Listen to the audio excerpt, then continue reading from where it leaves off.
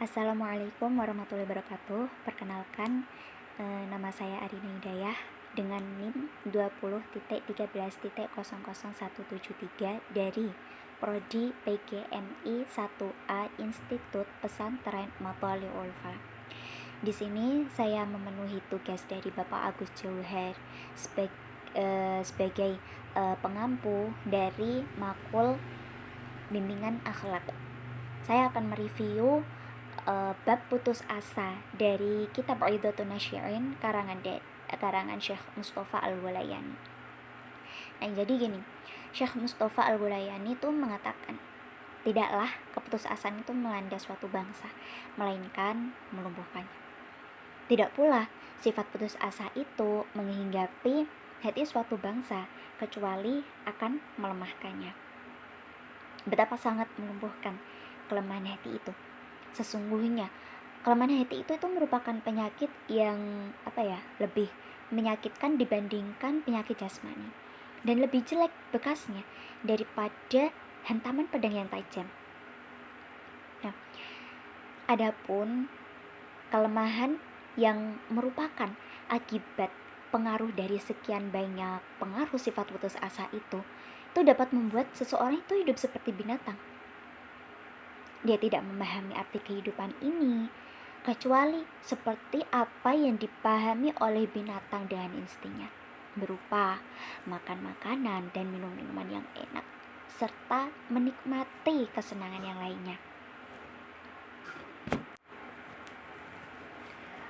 Allah Subhanahu wa Ta'ala telah menggandengkan sifat putus asa itu dengan kefakiran, seperti dalam firman-Nya, janganlah kamu semua itu berputus asa dari rahmat Allah itu, melainkan golongan orang-orang yang kafir.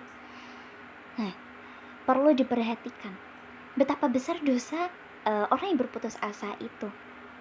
Dosa tersebut bukan hanya menyengsarakan pelakunya di akhirat nanti, tetapi dosa tersebut juga menghambatnya juga dalam kehidupan di dunia ini.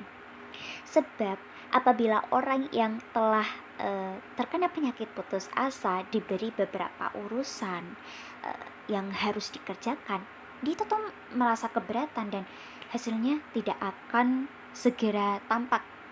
Maka sudah dipastikan masyarakat itu melihatnya akan berpaling dan mundur, seperti mundurnya orang-orang yang penakut menghadapi orang-orang pemberani.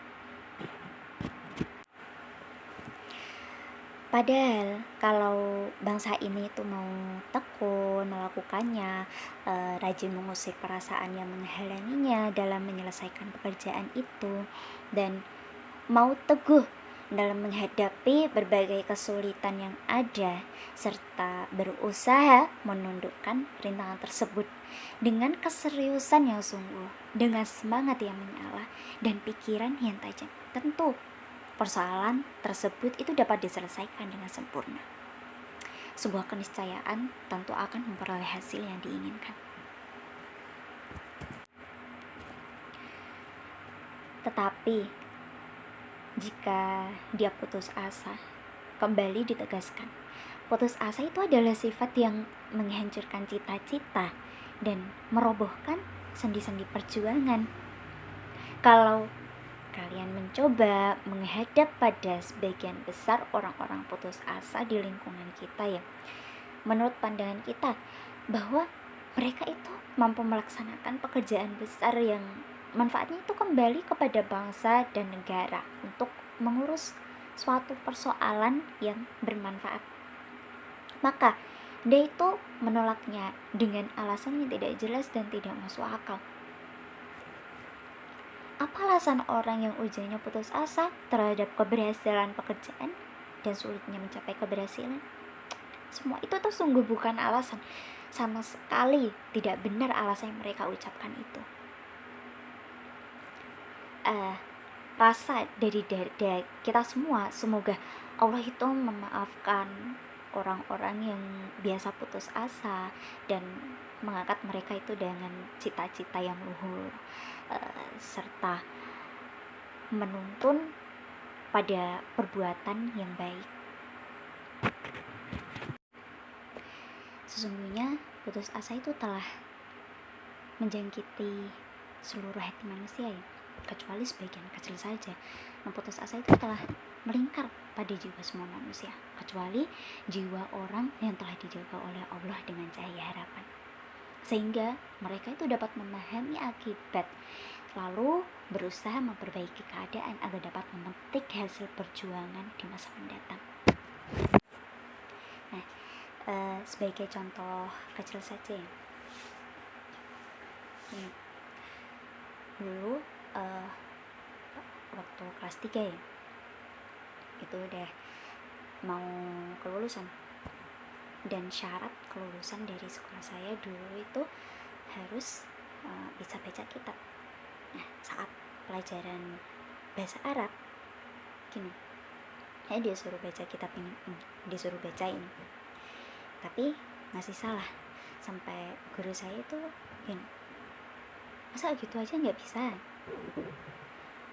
Kayak aku seketika langsung down, sampai nggak bisa berkata. Aku sampai gini, aku bertahun-tahun sekolah di sini tuh apa yang aku dapat? Padahal di sini unggulannya tuh adalah 6 sorot, sedangkan aku di pelajaran itu sangat lemah sekali, sampai nilai aja itu ya jelek ya, bisa dikatakan jelek. Terus aku sampai nangis itu, down banget. Terus tapi saya berpikir lagi, perkataan guru saya itu saya jadikan sebagai cambuk buat saya. Saya belajar setiap jam kosong, saya belajar setiap waktu istirahat saya juga belajar, walaupun itu membaca terjemahannya ya. Terus saya coba buat itu baca kitab yang kosong, sampai pada hari hanya waktu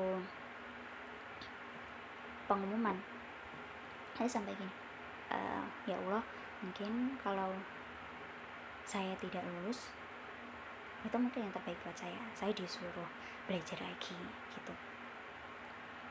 Tapi kalau bisa ya saya pasti memintanya juga lulus gitu. Dan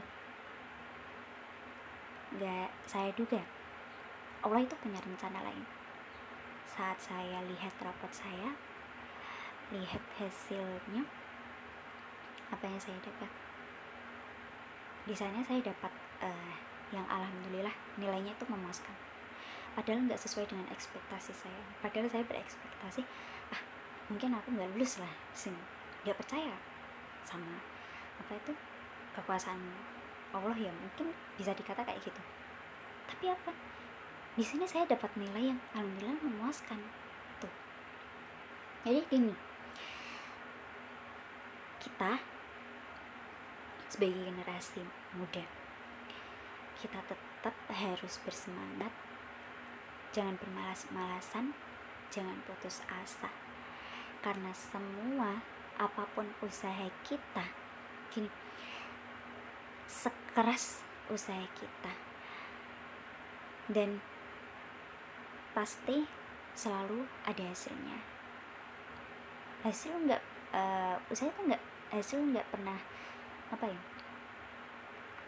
usaha itu tidak membohongi hasil, hasil tidak membohongi usaha. Intinya apabila kita mau bekerja keras, pasti kita dapat dapat merasakan hasil yang setimpal dari usaha kita sendiri. Ya contohnya kayak itu. Walaupun kita dalam keadaan down banget, kita juga pasti perlu berpikir juga kan. Jadi tetap semangat, apalagi buat kita yang maba, yang belum yang belum tahu dunia perkuliahan itu kayak gimana, metode pembelajarannya kayak gimana, yang kita disuruh interaktif lagi, berdiskusi di beberapa makul. Tetap semangat, jangan pantang